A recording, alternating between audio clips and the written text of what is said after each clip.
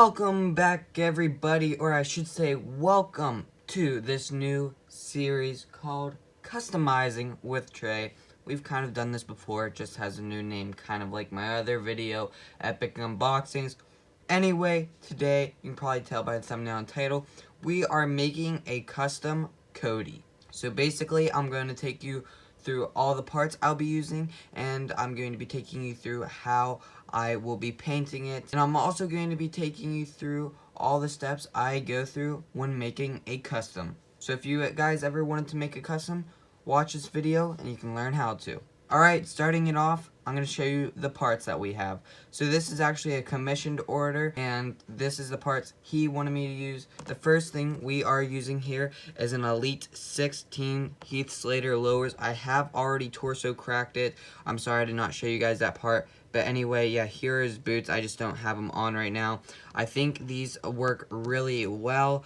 You can obviously use different lowers, but the reason I would recommend using Heath Slater, either the old or the new one, is because it has the right, I guess you would say, kick pads, also boots. Yeah, these are kind of like the boots that Cody wears in the ring, so these work really well. And Heath Slater figures are surprisingly pretty cheap, so I recommend using those. And for the torso, I'm just going to be using this Daniel Bryan torso. I do prefer some other ones, like the actual Cody torso that did come with it, but this is the one he sent me to use, and we're going to be using this Cody head scan. Anyway, guys, so now you know what the parts I'm going to be using. I'm now going to be going over how I'm going to be painting it. So here's an image of what I'm going to be making for Cody. This is the one he wanted. I'm also going to be using decals, but I do not have them just yet. This is going to be like a multi-day process, but here are the paints I'm going to be using. Starting it off, we have base Abandoned Black. This you can get from any like craft stores. This is Citadel, probably one of the best acrylic paints out there. I recommend highly. Pretty much do not do anything else unless you do not have acrylic paints. You can also get stuff, for instance, like Apple Barrel. It's the next best thing you can find at your Walmart. White Scar for the boots. And I'm also going to be trying out this, I'm not too sure how to pronounce it. I know I'm going to screw it up. Gena's Gold, I think it is. So here are most of the paints that I am going to be using for this project. And let's get on to the painting part. I am first going to start out with the black, which is this, and I'm going to start on the left side here because that is where it is, and I'm going to be using this brush. Let's get right into it.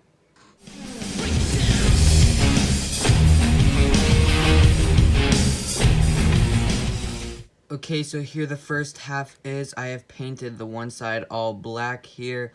Yeah. My biggest tip for you guys is to really thin out your paints, and what I mean by doing that, if you do have a napkin aside, you can do that, but if you are putting on paint, please be patient. Try to spread it out as much as possible. It is going to take a tiny bit longer, but you definitely want a better result, and you definitely want it to be really smooth like this. It's honestly, you can't even really tell that I painted anything on there. It just looks like one side is all black and one side's not.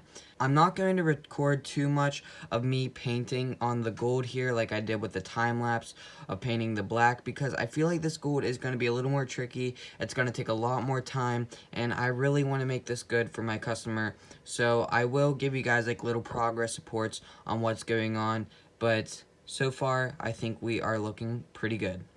Okay, so for a little progress report here, the gold is a little more shiny and orangish than I wanted it to be. I'm not too sure how this is going to turn out. I'm going to work with it just a little bit more, and if I do not like how it is turning out, I might have to go and buy a new gold. I'm not a big fan of this kind, so, if you guys do like this, I mean, it's going on pretty well. It's just going to take a little while and a couple more layers, but yeah, I'll let you guys know, what goes on with this. Okay, so it's been a little bit, and here is what we are looking at. I actually went ahead and started using this. It's Folk Arc Metallic, I guess that's what you'd call it. It is called Antique Gold. This used to be really bad. I tried it out again. It was a little time consuming, but it did work pretty well for me, as you can see. It's not all completely finished just yet, but I think it turned out pretty good for the most part. Like I said, it did take a lot longer than I imagined. It probably took about, like, I mean, if I wasn't taking breaks, probably 30 to 45 minutes just to get all this on here. But, you know, I'm pretty happy with the outcome here. And now let's go ahead and get on to the boots. So now it is time to paint the boots. So what I have done here is I just put the boot on the end of this flathead mini screwdriver, and I'm going to be teaching you guys a little trick because painting white sometimes can be a little bit time consuming because it is just a difficult just color, I guess you would say. A difficult paint to use because it does make it really clumpy. I don't know why it's that way, but there is a method to fixing it. Like I said, it is a little more time consuming, and that is called a water palette. So this is what I have made here. Basically, I know it's not too fancy. And the white marks are from me previously using it before. And what I did was I just put one paper towel on there, split it in half, and yeah, I let it on there in a container bowl on top of a sponge. Again, nothing pretty. I know it looks kind of gross. But then what I did was I put distilled water. You can get distilled water pretty much anywhere. It's like, I don't know, there's no bubbles in it. I forget the word, but yeah, it's just still water, distilled water. You can get it pretty much everywhere. And it just helps a lot. There's no minerals, I think it is, in there, so it helps it from, like, the paint bubbling up, and it helps, just in general, from it not getting clumpy.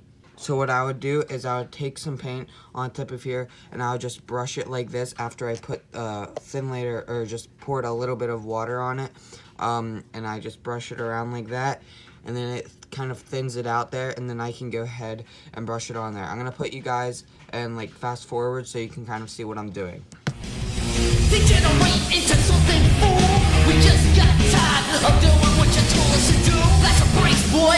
Yeah, that's a breaks, little. Okay, so here are the boots. They may need to dry just a tiny bit more, and I might clean them up just a little bit more. But yeah, what we can do now is go ahead and attach them to the body, and I'm going to attach all the parts to the body just to see how it looks so far without the logos. Okay, so here's our figure so far. I think it looks pretty fresh and clean. I am really liking the outcome with this. Obviously, it still needs the logos, and it's going to look a lot better. And I do not want to touch the pants too much and the boots because I have not sealed them yet. But anyway, I think this looks really nice so far. I have not tried using this torso. I'm not going to lie, it looks pretty good in my opinion. But yeah, there you have the boots all painted up. You have the trunks, or the tights all painted up. Yeah, I'm really excited to go ahead and get on to these logos, and I hope you guys are as well.